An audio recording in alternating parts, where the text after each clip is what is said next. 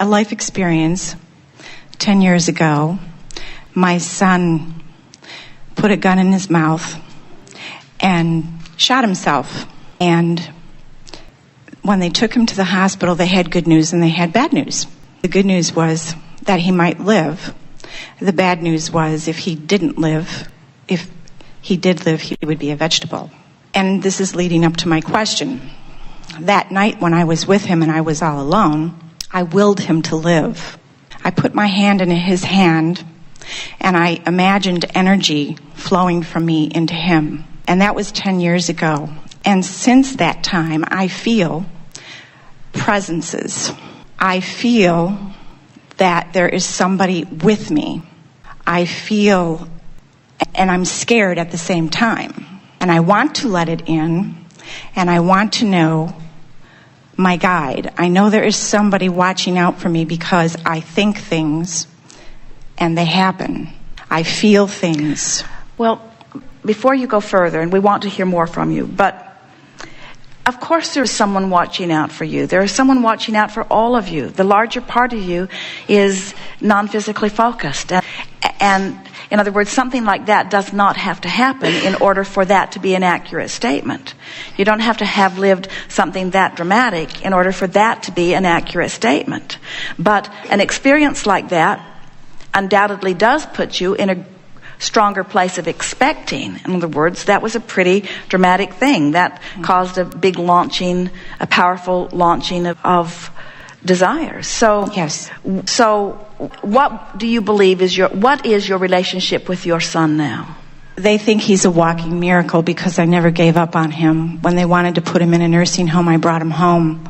And every day, I would just imagine energy going from my body into his body, and he would look at me with his eyes, and even though he couldn't talk because he had a hole in the palate of his mouth, I could hear what he was saying to me. And he told me not to give up on him, and I didn't. There are some things that we want to tell you about the way energy flows and about your interacting with others.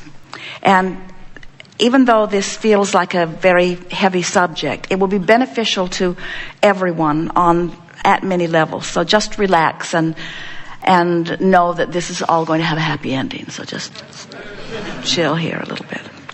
So the most important thing that we want to say to you, to any of you, there are a lot of you who are here today who recognize that you can tap into source energy and that you have the ability to focus it. And it does feel like you're utilizing that energy in powerful ways of creating. In fact, that's what this whole gathering is about. But we want to emphatically say to you that you do not have the power, not the desire from non-physical, or the power to will someone else to do anything.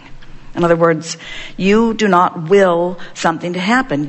You put your version of it into your vibrational escrow.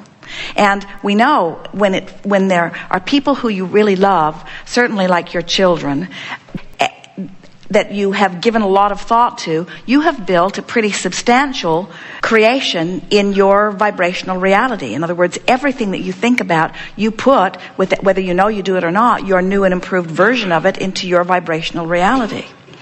So then your complete work is to find a way to be a vibrational match to that. So when you find yourself coming into alignment, it's because you're finding a thought that matches who you are. And the most that you can do is come into alignment with who you are so that you are offering a singular vibration, and in offering a singular vibration, you light up and you are more influential. Now that's exactly what happened here in this room. As we're looking around the room, as we said earlier, we're looking for those with strong desire and a vibration that is in the vicinity of it. Now, your belief that you are willing things to happen puts you in, and we're just nitpicking over semantics here, puts you in a place where you wanted something that you expected, and so you light it up. That makes you powerful with your influence. influence.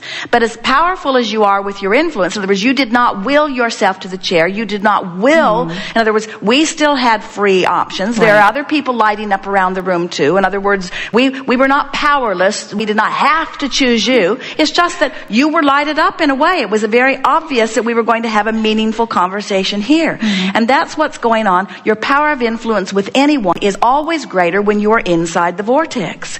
So through this experience, because of the dramatic exposure to this experience, when you really know what you don't want, you really know what you do want. So your co-creation with your child and your exposure to that experience caused you to put something powerful into your vibrational escrow, into your vortex of creation.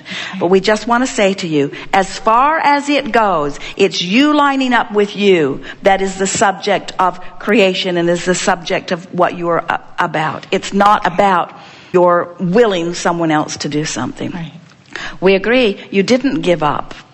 Or that's the way it could be translated. But did you notice that through those years, in order for you to maintain your feeling of well-being, you had to control the direction of your thoughts. And you're calling that willing and using your will, and that's not an off-the-mark word. In other words, we're talking about that. We want you to focus. You've heard that from us several times today. We want you to focus yourself into alignment with what you want. We want you to focus yourself there.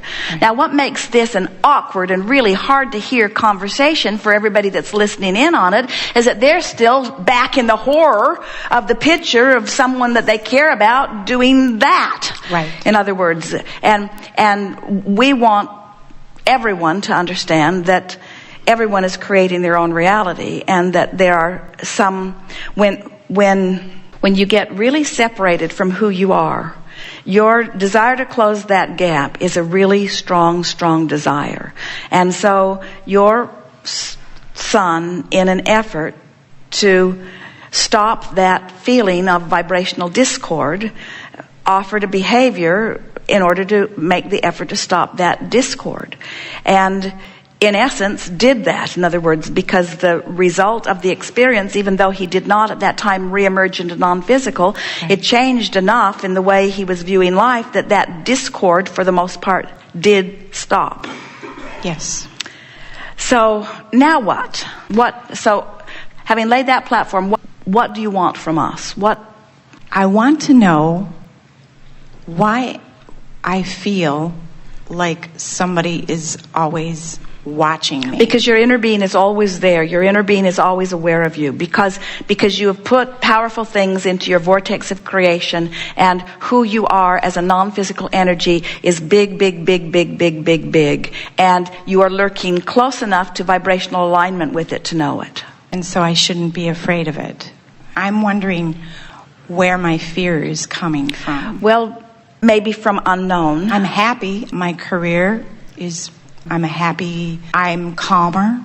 I changed when that happened. When that happened with my son, I changed. And I learned to give up the day because it was I knew what I could do. Well, what do you think, what feelings do you think, what thoughts which produce feelings do you think are the most often chronic thoughts that you think? In other words, what's an underlying current that is flowing through the sort of thread of thought that's there for you? Well, the thread of thought for me is always death for some reason, and I don't know if it's because of the fact that... Well, that would have a lot to do with it. It scared me.